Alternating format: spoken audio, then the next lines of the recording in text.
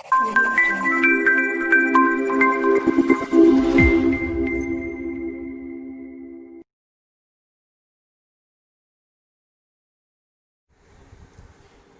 Friends, कैसे हो। मैं हूं हार्दिक पटेल, आयुष एकेडमी में आपका स्वागत करता हूं। चलो हम शुरू करते हैं हमारा मैथ्स का लेक्चर। तो पहले हम देखेंगे जो हमारे होमवर्क के क्वेश्चंस थे उसको हम देख लेते हैं। तो आपके होमवर्क के क्वेश्चंस मैं चाहता हूं कि आप अपने सामने रख दें। अभी तक आपने होमवर्क नहीं किया है तो मैं चाहूँगा कि आप होमवर्क पहले कर लो और होमवर्क करने के बाद इधर आओ, क्योंकि जो भी हम चीज़ पढ़ते हैं उसके रिलेटेड अगर क्वेश्चन नहीं सॉल्व कर रहे हैं तो एक चीज़ हम पीछे छोड़ रहे हैं वो है कि हम पर नया नहीं सीख रहे हैं ना। मतलब हम जो यार ये बस चीज़ें ऐसा है कि मैं रोज वीडियो भेजता हूँ, आप वीडियो देख लेते हो और उसको रख देते हो। तो ट्राई टू मतलब खुद से करने की ट्राई करो और उसके बाद सिर्फ आंसर्स देखो। क्या देखो? सिर्फ आंसर्स देखो। अगर आपका आंसर नहीं आया है तो ही सॉल्यूशन पे जाओ, अदरवाइज तो आपका आंसर जिस तरीके से आया है वही आपके लिए सबसे बेस्ट मेथड हो सकती है। ठीक है, तो पहली काम है आपका कि आपको खुद को ये होमवर्क कर लेना है, उसके बाद यहाँ पर आना है। तो जल्दी से अगर आपने होमवर्क कंप्लीट नहीं किया है तो पहले मैं बोल रहा हूँ आप होमवर्क कंप्लीट कर लो, उसके बाद यहाँ पर आओ। ठीक है, तो हमारे पास पहला क्वेश्चन था, उसके अंदर हमारे पास क्वेश्चन थे जब ग्रेटेस्ट इंटीजर फंक्शन हमें ढूंढना था तो -0.4। तो हमें हमेशा पता है कि जब भी हमें मांगा जाए मतलब कि ग्रेटेस्ट इंटीजर फंक्शन, उस टाइम में हमें लेना है जो भी हमारे पास नंबर हो उसको ले लेना है नंबर लाइन के ऊपर। जैसे नंबर लाइन के ऊपर लोगे आपको एक चीज पता चलेगी कि ये कहाँ पर आ रहा है, 0 से -1 के बीच में आ रहा है। इसका मतलब सीधा सा यही मतलब होता है। इसका आंसर क्या होगा? लेफ्ट हैंड साइड पे कौन आएगा? -1। तो इसका आंसर क्या आ जाएगा? -1 आ जाएगा। चलो और आगे देखते हैं। तो और एक क्वेश्चन था 1.2। तो इसका आंसर क्या आएगा? लेफ्ट हैंड साइड पे 1। इसका आंसर पाई स्क्वायर मतलब 9 पॉइंट समथिंग। तो 9 पॉइंट समथिंग मतलब लेफ्ट हैंड साइड पे 9 रहेगा, तो आंसर आएगा 9। फिर आपके पास है -e मतलब -2.718। तो -2.7 वो कहाँ पर आएगा? हाँ, वो आएगा आपका -2 और -3 के बीच में। तो लेफ्ट हैंड साइड पे कौन रहेगा? -3। तो आंसर आएगा -3। चलो -3/5। तो ये तो सीधी सी बात है, एक से छोटी कीमत है, मतलब कि माइनस में है तो 0 से -1 के बीच में रहेगी। तो लेफ्ट हैंड साइड पे कौन आएगा? सर -1 आएगा, सिंपल। 8/3 है। 8/3 कैसी कीमत है? आप क्या कर सकते हो, इसको मिश्र संख्या में घुमा सकते हो। जैसे कि मैं बोल सकता हूँ इसको 2/3 ऐसा बोल सकता हूँ, 2/3 बोल सकता हूँ। इसका मतलब 2 जो है वो मेरा इंटीजर है, 2/3 जो मेरा एक्स्ट्रा पार्ट है जो इंटीजर नहीं है, तो मैं इसको बोल सकता हूँ 2 और 3 के बीच में आने वाली है। तो इसका मतलब इसका आंसर जो आएगा वो क्या आएगा? 2, क्योंकि लेफ्ट हैंड साइड पे 2 आया है। ठीक है, तो बहुत आसानी से इसको हम सॉल्व कर सकते हैं, कोई ज़्यादा इसमें लंबा खींचने वाली बात नहीं है। चलो एक और क्वेश्चन मैं जरा पूछ लेता हूँ कुछ शुरू करने से पहले। इसका आंसर क्या आएगा ये बता दो। एक्स की वैल्यू कहाँ पर आएगी? कोई बता सकता है? n(x < n+1), यही इसका आंसर है। ठीक है, तो हम नया क्वेश्चन ले, इससे पहले मुझे ये पता होना चाहिए, ये चीज़ आपको ध्यान में रहनी चाहिए। मेरे पास है क्वेश्चन x > 5। इसका मतलब क्या है? जो हमारा ये ग्रेटेस्ट इंटीजर फंक्शन है वो क्या हो सकता है? = 5 = 6 7 8 से लेके इनफाइनाइट जा सकता है। अगर 5 होता तो क्या होता है जल्दी से बताओ? 5 < > x < 6। 6 होता तो क्या होता है? 6 < x < 7। तो ऐसे करते करते कहाँ तक जाएगा आपको पता है? इनफाइनाइट तक चला जाएगा। तो इसका आंसर क्या आने वाला है? 5 से बढ़ के x इनफाइनाइट तक जाएगा। 5 से बढ़ के x कहाँ तक जाएगा? इनफाइनाइट तक जाएगा। सिंपल है, समझ में आ रहा है? हो सकता है। ठीक है, चलो नेक्स्ट क्वेश्चन देख लेते हैं। उसमें हमारे पास है क्या बोलते हैं, ग्रेटेस्ट इंटीजर फंक्शन हमारे पास है <3। तो इस केस में ग्रेटेस्ट इंटीजर फंक्शन क्या हो सकता है? तो वो हो सकता है -∞ से लेके 0 1 2 से आगे नहीं जा सकता। मतलब 2 हो सकता है, 3 तो नहीं हो सकता क्योंकि लेस देन दिया है, तो 2 हो सकता है। इसका मतलब मैं अगर 2 ले लूँ तो 2 के लिए क्या बात हो गई? 2 के लिए तो बात हो गई 2 < > x < 3। 1 के लिए क्या बात हो गई? तो 1 < x < 2। फिर आपके 0 के लिए क्या बात हो गई? तो 0 < x < 1। इसका मतलब -∞ से लेके हर कोई वैल्यू आएगी कहाँ तक? 3 तक जाएगी, बट 3 से बड़ी नहीं होगी। क्या जाएगी? 3 तक जाएगी, बट 3 से बड़ी नहीं होगी और 3 भी नहीं होगी। इस केस में मैं बोल सकता हूँ -∞ से लेके x की वैल्यू 3 तक जाएगी, बट 3 भी नहीं होगी। इसका मतलब -∞ से लेके 3, बट कैसा? ओपन इंटरवल, क्योंकि 3 की वैल्यू अचीव नहीं कर रही है। चलो नेक्स्ट क्वेश्चन देखते हैं। नेक्स्ट जो हमारे पास है वो ओके, इसको क्या बोलेंगे अभी? =-3 बोला है, ग्रेटर देन बोला है, इक्वल टू तो है नहीं, ग्रेटर देन बोला है। मतलब ये क्या ले सकता है वैल्यू? -2 ले सकता है, -1 ले सकता है, 0 ले सकता है, 1 ले सकता है। मतलब जाएगा कहाँ तक? इनफाइनाइट तक। तो चलो एक बात तो हो गई कि इनफाइनाइट तक लंबा होने वाला है। और किससे बड़ा होगा?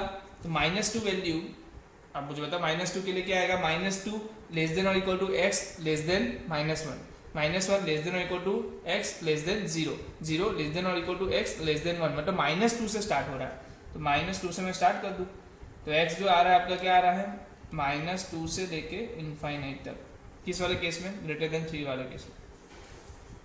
तो आशा है कि ये सब चीज़ें आपको करना आ गई होगी, कोई इतना ज़्यादा इसमें कॉम्प्लिकेटेड वाली चीज़ नहीं है। अब मेरे पास जो है वो है एक greater than greatest integer function x less than और इक्वल टू 5, इसका मतलब ये हो सकता है 1, ये हो सकता है 2, ये हो सकता है 3, ये हो सकता है 4, ये हो सकता है 5।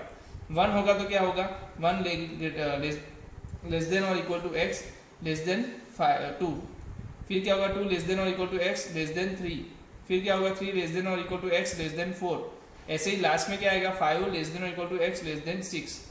1 से स्टार्ट हो रहा है 6 तक जा रहा है, मतलब 1 से लेके 6, जिसमें 1 इन्वॉल्व है 6 इन्वॉल्व नहीं है, तो ये आपका क्या हो गया, x का आंसर हो गया, क्या हो गया, x का आंसर हो गया। चलो और एक क्वेश्चन ले लेते हैं, जिसमें मेरे पास क्या है, 5 greatest integer function x plus 1 is equal to 6 greatest integer function x minus 1 minus 10 is equal to y भी है। इसको सोल्व करो जल्दी से जल्दी, क्या सोल्व होगा, तो ये तो ठीक है ऐसे ही रहेगा, कुछ इसमें होने नहीं वाला, बट इसमें इंटीजर है, इंटीजर क्या होगा, बाहर की साइड चला जाएगा, तो मैं इसको बाहर लिख सकता हूँ, तो बाहर लिख दूंगा, चलो मैंने बाहर लिख दिया, तो इसको मैंने इंटीजर को बाहर निकाल दिया, जैसे ही बाहर निकालूंगा ये क्या हो जाएगा 6x ग्रेटेस्ट इंटीजर फंक्शन में और -6 माइनस 10, ये हो गया 5 ग्रेटेस्ट इंटीजर फंक्शन में x प्लस 1, इसको इस तरफ ले जाओ, ये बाकी चीज़ों को इस तरफ लाओ, तो ग्रेटेस्ट इंटीजर फंक्शन आपका क्या हो रहा है 17, क्या हो रहा है 17, ठीक है। अगर ग्रेटर इंटीजर फंक्शन 17 है तो मुझे ये बताओ इसमें रखने की वैल्यू क्या मिलेगी, वैल्यू क्या मिलेगी, वैल्यू मिलेगी आपको 85 प्लस 1 मतलब के 86, तो y आपका क्या आ रहा है 86 आ रहा है, तो मॉड्यूल मतलब कि ये ग्रेटेस्ट इंटीजर फंक्शन में x क्या आ रहा है आपका 17, इसका सीधा मतलब x क्या हो सकता है ये बता दो जल्दी से, 17 लेस देन और equal to x less than 18, ये हो सकता है, इसका आंसर क्या हो सकता है, यही हो सकता है। ओके चलो नेक्स्ट जाते हैं, हमें ढूंढना क्या था क्वेश्चन में, ओ x प्लस 2y ढूंढना था, तो आप मुझे एक बात बताओ, अगर y इंटीजर है तो 2y क्या होगा, वो भी इंटीजर होगा, तो उसको मैं बाहर निकाल सकता हूँ, तो आपके पास क्या रहेगा x प्लस 2y, और इसका आंसर क्या है 17 प्लस 2 86, 6 इंटू 2 12 और 2 1, 8 इंटू 2 16 और 1 17 प्लस 17, तो ये आ गया आपके पास 189, आंसर क्या आ रहा है 189 आ गया था आपका, कितने लोगों का आ गया था, सही है, मतलब इजीली आ रहा है आंसर, जो भी हमने ये चीज़ हमने किया था ना, ये x प्लस वाई वाला, इसमें y हमने बाहर निकाल दिया था, यहाँ पर 2y है तो 2y को बाहर निकाल देंगे, ठीक है। तो ऐसे क्वेश्चन हमने जो मैंने जितने भी होमवर्क में क्वेश्चन दिए हैं, एक बात तो है कि उसके रिलेटेड कोई भी एग्जाम्पल आगे मैं करवाया होगा तभी मैंने पूछा होगा, अदरवाइज वो है डिफिकल्ट होगा तो कोई बात नहीं, अभी हम कर रहे हैं ना, तो कोई इसमें भी कोई दिक्कत नहीं है, अगर आपको नहीं आया है तो डरने की कोई जरूरत नहीं है, ठीक है, हर एक क्वेश्चन का सोल्यूशन हम लाएंगे इधर। चलो नया नेक्स्ट क्वेश्चन पे जाते हैं, नेक्स्ट क्वेश्चन मेरे पास है, उसमें दिया है मुझे फंक्शन दिया है अंडर रूट के अंदर, जिसमें ग्रेटेस्ट इंटीजर फंक्शन का square -5 greatest integer function x plus 4 दिया है, तो सीधी बात है कंडीशन लगा दो इधर, कंडीशन क्या आएगी, ये होगा भाई ग्रेटर देन और इक्वल टू 0 से बड़ा, इसका मतलब क्या करेंगे, इसका कुछ नहीं करेंगे, इसको हम t एज्यूम कर लेंगे, तो t² minus 5t plus 4 is equal to 0 greater than और इक्वल टू 0, तो इसका मतलब क्या हो गया t जो हो गया t minus 5 and t minus 5 या 4 आएगा, t माइनस 1 ग्रेटर देन और इक्वल टू 0। चलो जल्दी से बता दो इक्वल ग्रेटर देन 0 कब होगा, ग्रेटर देन 0 कब होगा, तो 1 और 4 के बीच में, 4 से ज़्यादा में और 1 से कम में। चलो जल्दी से मुझे बता दो, इसका आंसर बता दो, ग्रेटर देन 1 है या लेस देन 1 है, लेस देन 1 है, तो लेस देन और इक्वल टू 1, और ये क्या है ग्रेटर देन और इक्वल टू 1। चलो ग्रेटर देन और इक्वल टू 1 के लिए हमने यहाँ पर सॉल्व किया था, आपने ऑब्जर्व कर लो थोड़ा बहुत, तो कहाँ गया, ये रहा ऑब्जर्व करा, आंसर क्या बन रहा था, अगर ग्रेटर देन इक्वल टू 5 था तो 5 टू इनफाइनाइट था, तो अगर ग्रेटर देन इक्वल टू 1 है तो क्या होगा 1 टू इनफाइनाइट होगा, सिंपल सी बात है। यहाँ पर क्या होगा, लेस देन और इक्वल टू वाला कोई टास्क था हमारे पास, चलो नहीं था तो हम कर लेंगे, लेस देन और इक्वल टू में क्या बोल रहा है x 1 हो सकता है, 1 हो सकता है, 0 हो सकता है, -1 हो सकता है, -2, मतलब होगा तो इनफाइनाइट से शुरू, खत्म कहाँ होगा, तो खत्म आपको पता है कि कहाँ तक, 2 तक जा सकता है, पर 2 नहीं हो सकता, क्योंकि 2 से आगे जितनी भी वैल्यूज है सबके लिए ग्रेटेस्ट इंटीजर फंक्शन क्या होगा, 1 होगा। तो ये जाएगा कहाँ तक, 2 तक। दोनों को मैं कंबाइन करता हूँ, तो माइनस इनफाइनाइट, चलो तो है ही, 2 आ गया, 1 आ गया। एक में बोल रहा है 1 से लेके इनफाइनाइट तक, एक में बोल रहा है 2 तक, बट 2 नहीं आना चाहिए। तो आ क्या रहा है कॉमन, 1 से लेके 2, क्या कॉमन आ रहा है, 1 से लेके 2। समझ में आ गया, है सिंपल, कर सकते हो। चलो आगे देखते हैं। आगे हमारे पास क्या क्वेश्चन है, ओ यस, हमारे पास है साइन इनवर्स x प्लस 3, वो भी कैसा है, ग्रेटेस्ट इंटीजर फंक्शन के अंदर है। तो ग्रेटेस्ट इंटीजर फंक्शन के अंदर है, इसका मतलब क्या है, वो क्या होना चाहिए, -1 से 1 के बीच में। इसका 3 मतलब बनते हैं, एक तो वो -1 होगा, दूसरा वो 0 होगा, या तो वो 1 होगा। 3 मतलब बन गए, तीनों का हम इंडिविजुअली सॉल्व कर लेते हैं। इसको मैं बोलूँ greatest integer function x plus 3, क्योंकि इंटीजर है बाहर निकलेगा, -1। सेम केस यहाँ पर भी होगा, इंटीजर है बाहर निकलेगा, और यहाँ पर भी बनेगा, इंटीजर है तो बाहर निकलेगा। यहाँ पर आपका आंसर आ रहा है x इक्वल टू -4, यहाँ पर आपका आंसर है x इक्वल टू -3, और यहाँ पर आपका आंसर है -2। मतलब यहाँ मैं बोल सकता हूँ -4 greater than x less than -3, -3 greater less than और equal to x less than -2, और -2 लेस देन और equal to x less than -1। मतलब स्टार्ट कहाँ से हुआ, -4 से, खत्म कहाँ हुआ, -1 पे। स्टार्ट हुआ था तो -4 था, -1 नहीं है। ठीक है, आपको एक चीज़ पता चल गई होगी यहाँ पर कि n से स्टार्ट होता है, वहाँ पर n इन्वॉल्व है, पर जहाँ पर खत्म होता है वो इन्वॉल्व नहीं है। देख लो आप, जहाँ से स्टार्ट हो रहा है वो इन्वॉल्व है, जहाँ पर खत्म हो रहा है वहाँ पर इन्वॉल्व नहीं है। तो यहाँ पर आपका आंसर क्या बन रहा है, -4 to -1 है। सिंपल, कर सकते हैं। चलो नेक्स्ट देखते हैं, नेक्स्ट क्या है हमारे पास। जो नेक्स्ट क्वेश्चन है वो है हमारे पास रेंज ढूंढना, विस्तार मतलब कि रेंज ढूंढना। चलो रेंज ढूंढते हैं, मज़ा आता है, बहुत इजीली जुड़ जाएंगे। साइन क्या है, x पाई, बस इतना ही दिया है। अब मुझे बता दो x ग्रेटेस्ट इंटीजर फंक्शन के अंदर कोई वैल्यू होती है तो उसका आंसर क्या होता है। सही कहा आपने, क्या होता है आंसर उसका, इंटीजर वैल्यू होती है। अगर इंटीजर वैल्यू है तो इसको मैं क्या बोल दूँ, ऐसे बोल सकता हूँ sine n pi where n belongs to i। ऐसा कहीं पे देखा है, sine n pi where n belongs to i। हाँ सर ये तो देखा है, क्योंकि इसका आंसर क्या होगा, हमेशा 0 होगा। तो मतलब इसका रेंज क्या हो गई, 0। इसकी रेंज क्या हो गई, 0, क्योंकि हमेशा कोई भी वैल्यू डाल दो आप इसके अंदर, इसका जो आंसर आने वाला है वो इंटीजर आने वाला है। अब इंटीजर होने की वजह से ये क्या हो जाएगा, n पाई, और n पाई की वैल्यू हमेशा क्या आने वाली है, 0। तो ये पूरे का आंसर क्या आएगा, हमेशा 0 आएगा। चलो नेक्स्ट क्वेश्चन देख ले, 10x minus pi divide by x² plus x plus 1। चलो कुछ करते हैं। पहले एक बार बता दो क्या कर सकते हैं इस केस में, बताओ। चलो आप ही बताओ क्या कर सकते हैं, कोई अगर हिंट हो आपके पास। हाँ सर, x माइनस पाई जो है वो क्या है, वो है आपके पास ग्रेटेस्ट इंटीजर फंक्शन के अंदर। इसका मतलब इसका सॉल्यूशन क्या आएगा, इंटीजर। इसका आंसर क्या आएगा, इंटीजर। अगर ये इंटीजर है सर तो इंटीजर मल्टीप्लाई बाई पाई, तो ये भी क्या हो गया, ये भी हो गया 10n पाई, और 10n पाई क्या होता है, 0 ही होता है। 10n पाई क्या होता है, 0 ही होता है। तो इसका मतलब ये भी आंसर क्या देगा, 0। इसका मतलब रेंज क्या होगी, हमेशा 0 ही आएगी। समझ में आ रहा है, कितना बड़ा क्वेश्चन दिया था पर सॉल्व कितने आसानी से हो गया।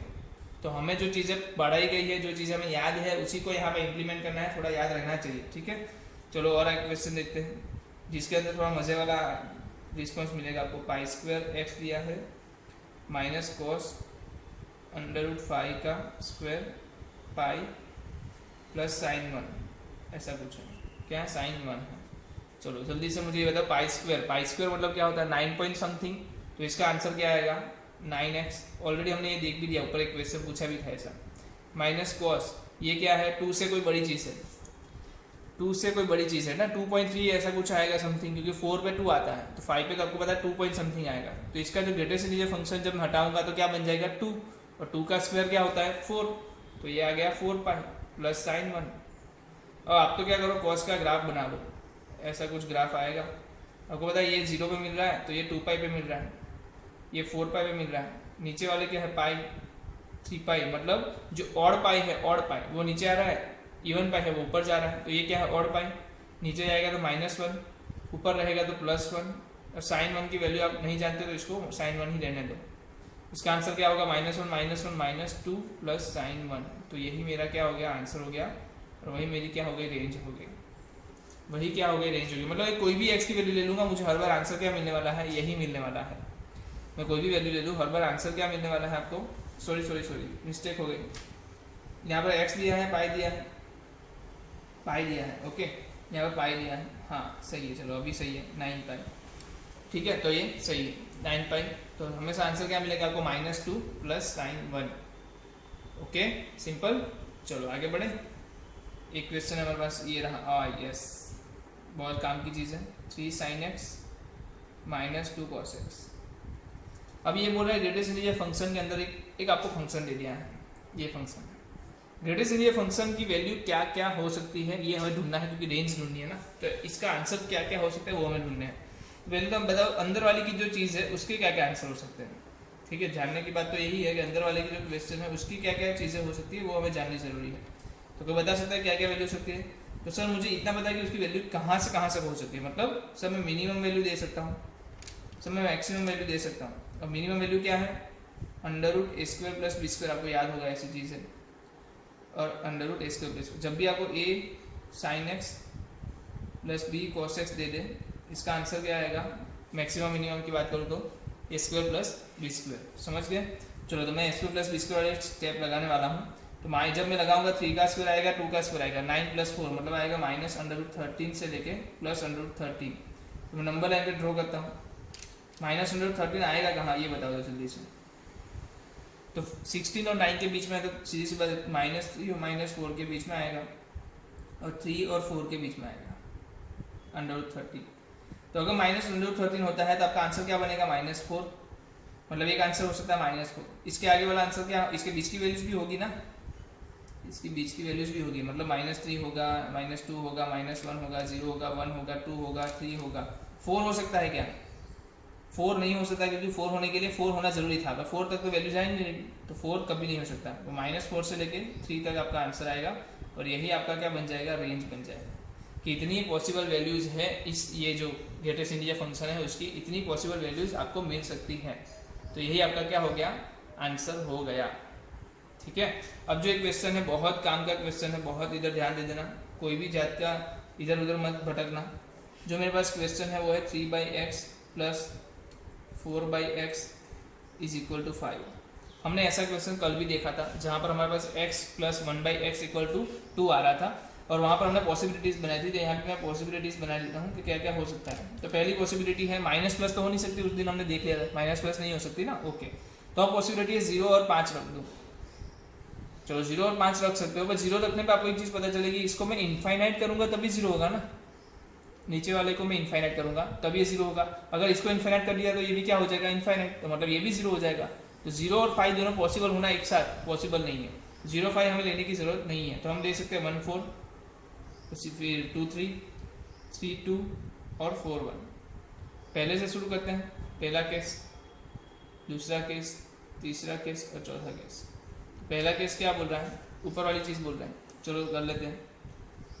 3x = 1, और क्या बोल रहा है, 4/x का ग्रेटेस्ट इंटीजर फंक्शन है 4।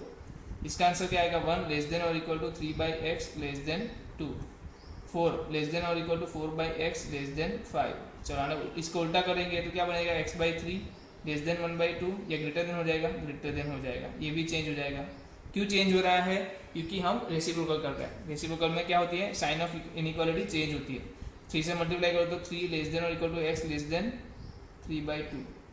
यहाँ पर देखो क्या आ रहा है आंसर, क्या करो तो आएगा 1/4 और आएगा 1/5, ग्रेटर देन होगा, इक्वल टू की साइन नहीं आएगी। 4 से मल्टीप्लाई करो तो 1 से छोटा, और कहाँ तक जाएगा, 4/5 तक। ये हो रहा है 1 से बड़ा, ये बोल रहा है 1 से छोटा, मतलब ये कभी मैच नहीं होंगे ना। इन दोनों में क्या कॉमन है, कोई इन दोनों के बीच में कॉमन, नो कॉमन, इसका मतलब नो आंसर। तो भाई ये वाली रेंज के लिए तो आंसर नहीं है। चलो मैं क्या लेता हूँ, = 2 ले लेता हूँ, दूसरा वाला ले रहा हूँ, और ये क्या ले रहा हूँ, इसको ले रहा हूँ 3। तो सीधा मतलब इसका आंसर क्या आ गया, 2 <= 3/x <= 3। इसका आंसर आएगा 3 <= 4/x <= 4। चलो आगे जाओ, तो क्या होगा, उल्टा करो, x/3 ग्रेटर देन हो जाएगा यहाँ पर 1/3 और ग्रेटर देन इक्वल टू हो जाएगा 1/2। तो 3/2 लेस देन और ग्रेटर देन और equal to X greater than 1 आ जाएगा, 1 ही आ जाएगा ना, 3 कैंसिल हो जाएंगे। यहाँ भी चेक कर लो क्या आ रहा है, उल्टा करो, x/4 ग्रेटर देन और इक्वल टू 1/3 यहाँ पर, और यहाँ पर क्या हो गया 1/4, तो यहाँ पर आ गया 4/3, x आ गया 1 से बड़ा। तो दोनों केस में 1 से बड़े आ रहे हैं, तो हाँ इसमें कुछ हो सकता है, देखते हैं जल्दी से। 1 इधर आ गया, अब 3/2 होता है 1.5, 4/3 होता है 1.33, तो पहला कौन आएगा 4/3 आएगा, फिर आएगा 3/2, फिर कहीं पे 2 आएगा। तो पहले केस में आंसर आ रहा है आपका 1 से लेके 3/2 तक, मतलब कि इसको लेना नहीं है। फिर इसमें आ रहा है 1 से लेके 4/3 तक, इसमें इसको लेना नहीं है, मतलब दोनों केस में 1 को लेना नहीं है। अंदर का केस क्या हो रहा है कॉमन, 4/3 तक जाएगा। तो इस वाले केस में क्या आंसर आ रहा है, क्या गया ये वाले में -1 से लेके 4/3 तक जाएगा। चलो और आगे देखते हैं, तीसरा केस देख लेते हैं। ये दूसरा हुआ, ये तीसरा देखते हैं, जिसमें क्या है 3/x = 3 है और 4/x = 2 है। चलो देखते हैं। तो 3 लेस देन और equal to 3/x less than 4, 2 less than और equal to 4/x less than 3। इसका उल्टा करो, 1/3 ग्रेटर देन और equal to x/3 greater than 1/4, 1/2 greater than और equal to x/4 greater than 1/3। चलो करते हैं, 3 से मल्टीप्लाई करो तो 1 लेस देन और equal to x less than 3/4, फिर यहाँ पर 2 लेस देन और equal to x less than 4/3। ये बोल रहा है 1 से छोटा रहो, ये बोल रहा है 4/3, मतलब कि 1 से बड़ा रहो। तो दोनों एक साथ पॉसिबल है क्या, चलो देख लो, सॉल्व भी कर लो तो भी पता चल जाएगा थोड़ा बहुत आपको। 3/4 इधर, 1 इधर, 4/3 इधर, 2 इधर, ये रीजन आ गया, ये रीजन आ गया, नो कॉमन, इसका मतलब नो सॉल्यूशन। तो इस वाले केस में भी सॉल्यूशन नहीं है। अब एक ही बाकी बचता है, वो है 4/1, तो ले लेते हैं उसको भी। 3/x को ले लिया मैंने 4, 4/x को ले लिया मैंने 1। इसका आंसर आया 3/x 4 less than equal to, और ये 5, 1 less than equal to 4/x less than 2। अब इसका उल्टा करो तो x/3, और ये आ गया 1/4, और ये आ गया 1/5। ये हो गया x/4, ये हो गया 1, और ये हो गया 1/2। समझ गए।